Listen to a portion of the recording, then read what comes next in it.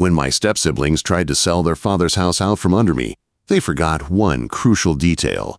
Their dad's best friend was my supervisor at the medical supply company. I met Robert when I was 17. My mom had been dating him for about a year before introducing us. I was prepared to hate him. What teenager wants a new dad? But Robert was different. He didn't try to be my father. Instead, he offered to teach me how to restore the 1967 Mustang rusting in his garage. That Mustang became our project.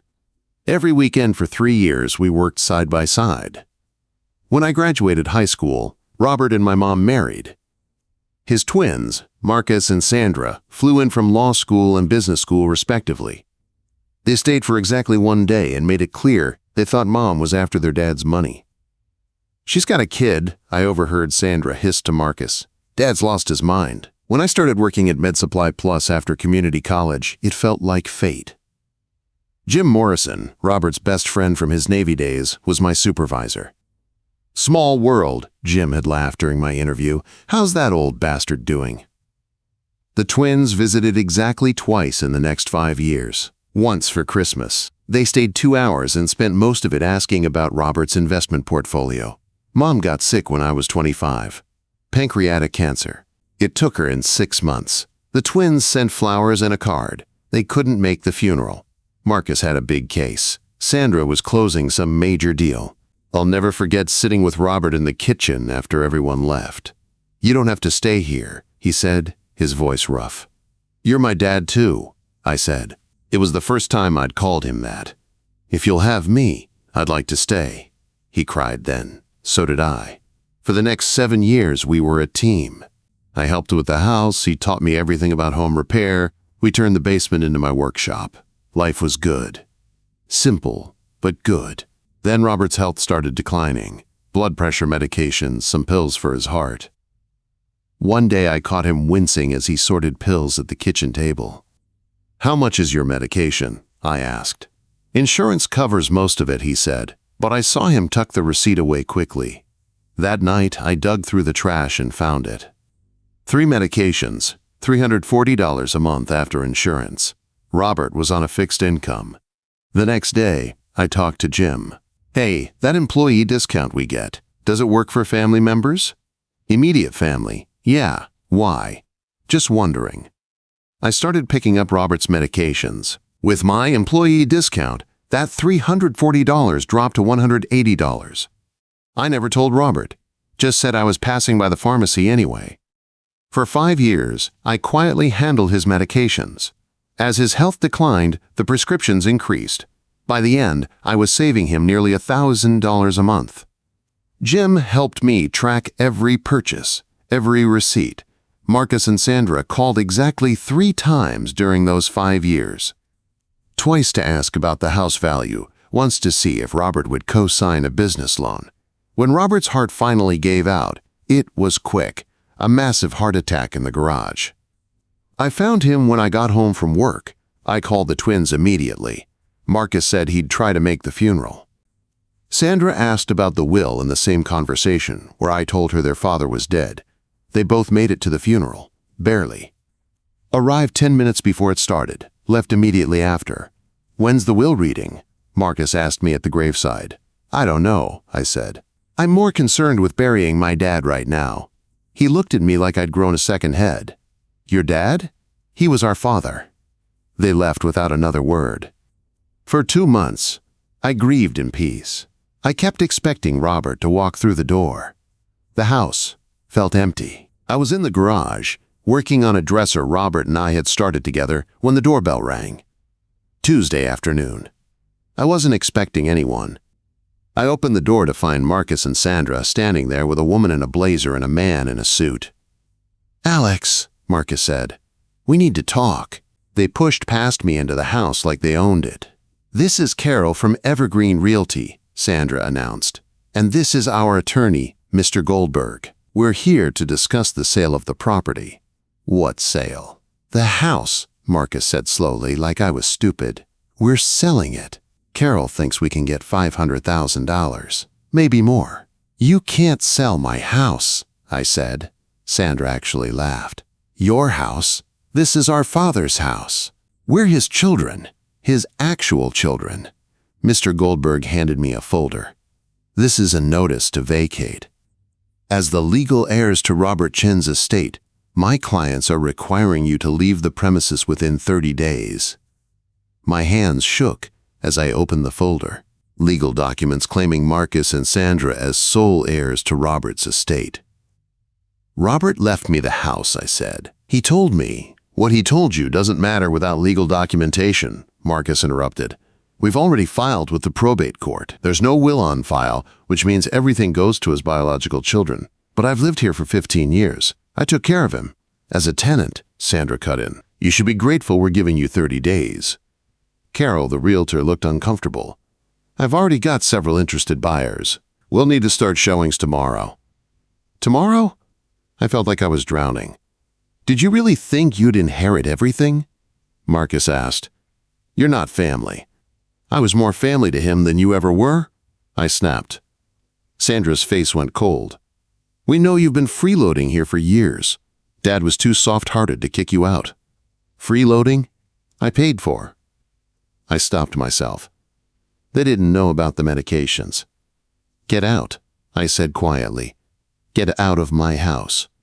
It's not your house, Sandra said, but they were already moving toward the door. 30 days, Alex. Start packing. They left me standing in the doorway, shaking with rage and grief.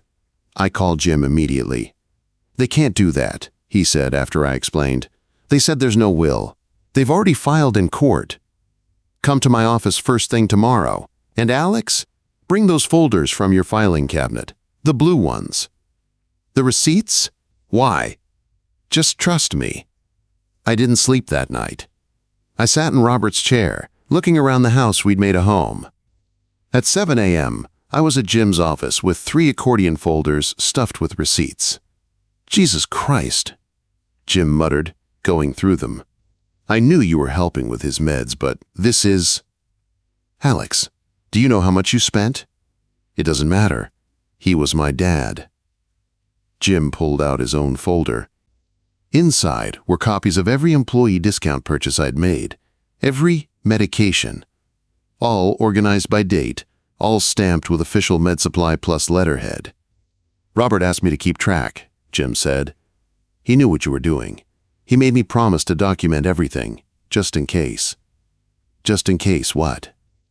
Just in case his kids tried to pull exactly this kind of stunt. He told me about how they'd been calling him, pressuring him about money. 5 years of receipts, Alex. You saved that man over $47,000 in medical expenses. I stared at the papers. It won't matter. They said there's no will.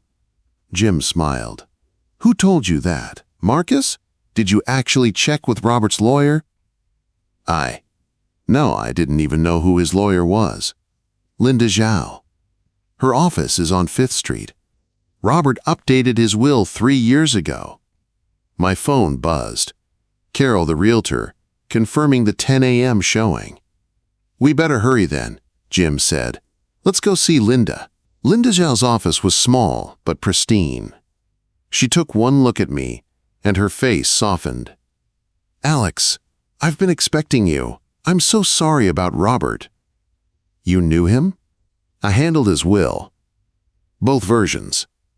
The original and the update 3 years ago. She pulled out a file. I was wondering when the twins would try something like this. There's a will. Oh yes. Very clear, very legal. Would you like to hear the relevant parts? I nodded, unable to speak. To my son Alex Morrison, I leave my house and all its contents, with the hope that he will continue to fill it with the love and laughter he brought into my life. To my biological children, Marcus and Sandra, I leave my personal effects from my time in the Navy, my father's watch, and my mother's jewelry. I also leave them this message. Family is defined not by blood, but by presence. Alex was present. You were not. I broke down. Linda handed me tissues. There's more. Robert included a letter explaining his decision. He mentions your financial support, your daily care, and specifically notes that Marcus and Sandra had not visited in 5 years. He also included recordings of voicemails from the twins, She played one. Marcus's voice filled the room. "Dad, it's been 6 months. Are you going to sell or not? That house is worth a fortune. You're being selfish, keeping it when Sandra and I could use the money. And that leech you've got living there, that's enough," I said. "There are 17 more, all about money, all insulting you." They filed in court, saying there was no will. They're showing the house in 2 hours. Linda's smile was sharp. Filing a false claim with the court when a will exists? That's fraud. Especially interesting since Marcus is a lawyer. She picked up her phone. "Time we crashed your house showing." We arrived at the house 20 minutes before 10. Cars were already gathering. Jim had called backup. 3 of Robert's Navy buddies and our neighbor Mrs. Patterson. "Those vultures," she muttered. "You were the only real family that man had." Marcus and Sandra arrived at 9:45, all smiles for the potential buyers. "What are you doing here?" Sandra hissed when she saw me. "Family emergency," I said. "Someone's trying to steal my house." "Actually," Linda stepped forward, "it is his house. I'm Robert Chen's attorney. I have here his last will and testament, properly executed and filed with my office 3 years ago." Marcus went pale. "That's impossible. We checked." "You checked with the court. The will was filed with my office, as is completely legal and standard. Would you like me to read the relevant portions to these nice people you've gathered to buy a house you don't own?" The potential buyers were backing away. Carol, the realtor, looked like she wanted to disappear. Jim stepped forward.